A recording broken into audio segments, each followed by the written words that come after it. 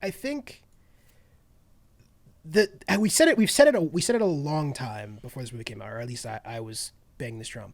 I'm still confused why Chloe Zhao was a choice here. I mean, I get it's a cool name to throw on a movie, and as you said, it's absolutely beautiful. But this is before Nomadland though. Before No Man Land, She was like decided. This movie was supposed to come out last year. yeah, she had made the oh my god, what's that movie called? The Last Ride.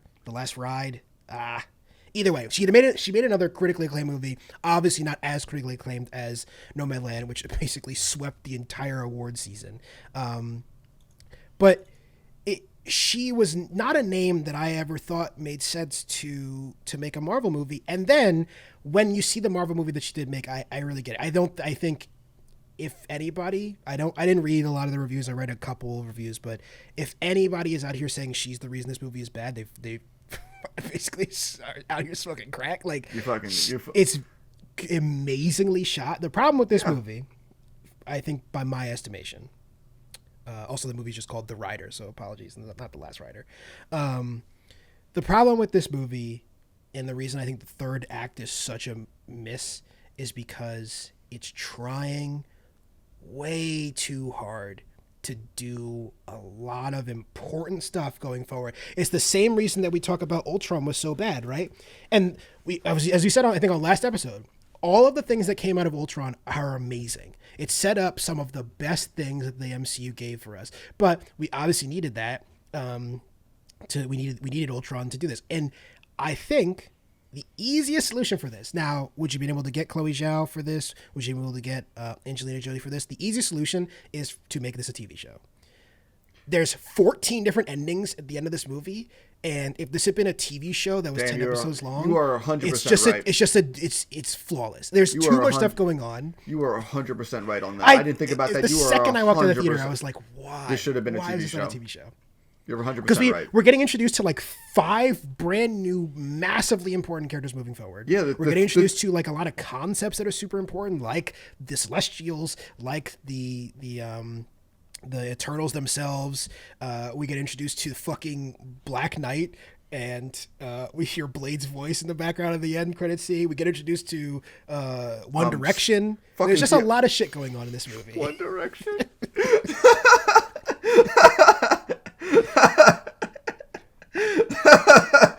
Oh my god! I didn't recognize him in the theater. I think I told you this. I didn't know who the fuck it was. Everyone in the audience really? was like, and I was just like, "Who the fuck is this guy?" Like, he looked familiar to me. I'm like, "This guy looks familiar." I don't know who the fuck he is though. Have you Googled Eternals recently? Just do a quick Google of just the word I did. Eternals. I googled He's Eternals. the first fucking face. I would have been so mad if I got spoiled for me like out of the gate. Like that would have been really fucking annoying. Well, I told you I saw memes. Oh yeah, you told me about his casting. I just thought it would be like a casting news been announced. I didn't think they were going to drop it in this. That was basically as everyone expected. The brother of Thanos would be played by Harry Styles. Yeah, 100%. We all saw that. You know what would have been an amazing flex, and I mean, it just wouldn't have happened because it would have been too distracting if they had just gotten Josh Brolin to do it. Like a regular, not just like a regular old Josh Brolin. Yeah, that's my brother. It would have been so funny. That actually would have been a really cool way to keep him going because I'm sure he would have said yes. I don't know. I feel like Josh Brolin's had his time with the MCU and he's good. He was right. In the MCU no, he doesn't want longer to do than like most people. Listen, yeah, he doesn't want to do any more big budget sci-fi weird things ever again. I don't get that reference. Dune. Dune. But he's not going to be in the next one. Spoiler alert, I guess. Is he? Yeah. It's been a long time since I read the book. I thought he was dead. Che, did you see him die on screen? I fucking hate movies, man. Fine. You know the rule. Yeah, we read comic books, Che. You know the rule. I know. But yeah, I mean, that basically my criticism of this movie is it's trying to do way too much, and it killed off the 2 most interesting characters, which is not really the movie's fault. I don't think I would imagine that's probably contract disputes or whatever. They're gonna get better. They'll be back. Well, at least I think Richard Madden will be back. You think Richard Madden comes back? Well, I think at least to me, the whole concept to me, like, cause, can I start talking about things I liked in the movie? Are you Yeah, cool with that? yeah. Um, That was literally my critique is that one thing, but I think it's just too big a thing to avoid. This should have been a TV Absolutely. show, and too much stuff happens in the last 20 minutes of this movie. Like I said, there's like 10 different endings. It's crazy. Yeah, like they saved the world. Oh, cool. Okay, the Celestials probably be mad about this again, and then the motherfucker just shows up, and be like, all right, I'm pissed about this. Yeet, and then fucking just leaves with all of them. Then you got Angelina Jolie in the ship, like, I guess we gotta go rescue them. Yeah. And that's a plot line. And then the Star major- Fox shows up, and I couldn't call him Star Fox legally. I don't fucking know. Also, shout out to Patton Oswalt getting into the MCU as a CGI creature that doesn't look anything like Patton Oswalt. Yeah, that was a weird choice. Honestly, They did him incredibly dirty. I thought it was the actor who plays Gene from Bob's Burgers for the first 30 seconds, and I was like, oh, it's Patton, but I thought it was just like, oh, I guess we're just gonna get Gene in the MCU, I guess at this point, because that's all I could think of. That would be fucking great. Honestly, I'd be into that. Um, But yeah, let's say what was good about this movie, because I Okay. think we both agree that there is a lot that is not working in this film. I liked a majority of the cast. Just a majority. I liked the entire cast. So tell me who you. No, I'm didn't trying to think. I'm trying to think who I didn't like though. I just wanted to say majority top because I'm like trying to think who I did not. And I liked everybody actually. Can't think Yeah, of anybody who I thought like really spoiled it. I think everyone across the board. And I feel like the only people that we didn't really get a lot of like love from as an audience was our supposed two main leads. Richard Madden and oh my god, Gemma Cersei. Chang. Yes. I feel like I didn't get a lot of out of them. I think Gemma Chan's gonna be back obviously more as Cersei. I'm sure she's gonna stick around in the MCU, and I'm sure we're gonna get a lot more character. I mean, even a little character bit about like tell us what your powers were with Kingo and his like assistant, and she was like, well, I turned this thing into a rock. Then I turned this thing into. I was like, that was a little funny, and I'm like, okay, now I get a little bit more of her character. And I kind of wanted to get a little bit more out of her, but I think like I don't put that on the actors. I just kind of think this was a jam-packed film, and you had a lot to do with like a little bit, like with 2.5 hours, which isn't a lot of time to do as much they wanted to do with this. But I think it's a testament to some of the lesser known. I mean, obviously Angelina Jolie is in this movie, who is like one of the biggest stars in the history of movies. Selma Hayek, massive star. Richard Madden and Kit Harington will be very recognizable faces at this point. And also, I think Kumail Nanjiani at this point is probably not quite a household name, but he's quite famous. The other people, including Lauren Ridolph, who's having, who I think other than Chloe Zhao has one of the most interesting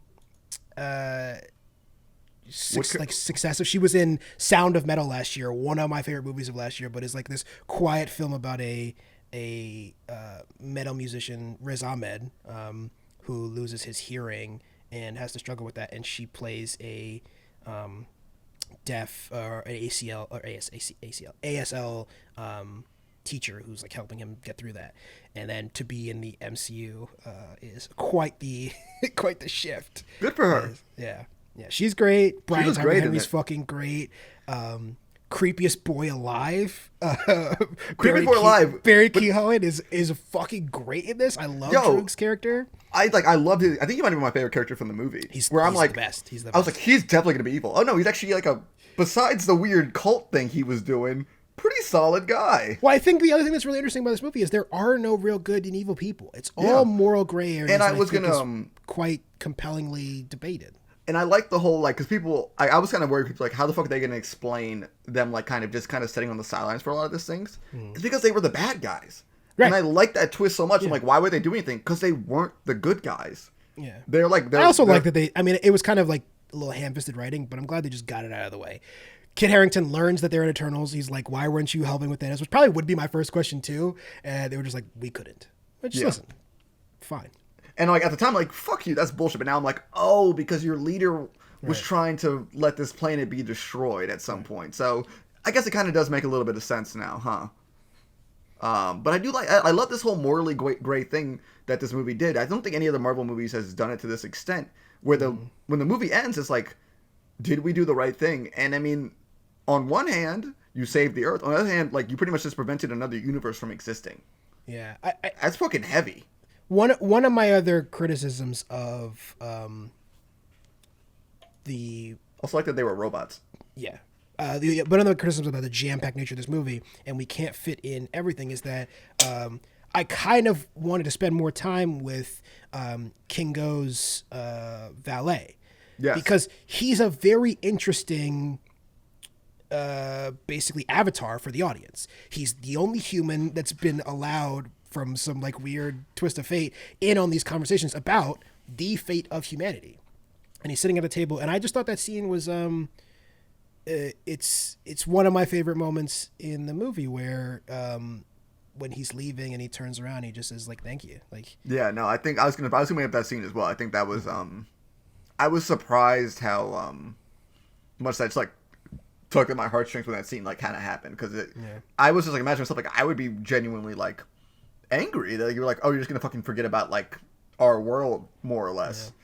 But his like kind of whole like acceptance of it, I guess, or like just the way that he's viewing things was just like so like beautiful. And I mean, as like from this like kind of a fiction standpoint, I mean there are problems, but it's a very like interesting way to explore characters where a majority of them have lived for thousands of years. And just kind of like 7,000 is the number they kept saying. Yeah, I think there was 7,000. I think you're right. But like I kind of like that from like a whole like as like looking at a movie itself being like they're not exploring these like characters a little bit more and like kind of giving them flesh out. Like think about it this way: this is like they lived for 7,000 years. This is like a week. This is nothing in their time. Like, and like I saw some criticism like why doesn't like Richard Madden and like Gemma Chan's characters like have a little bit more like interaction or like kind of like because they dated.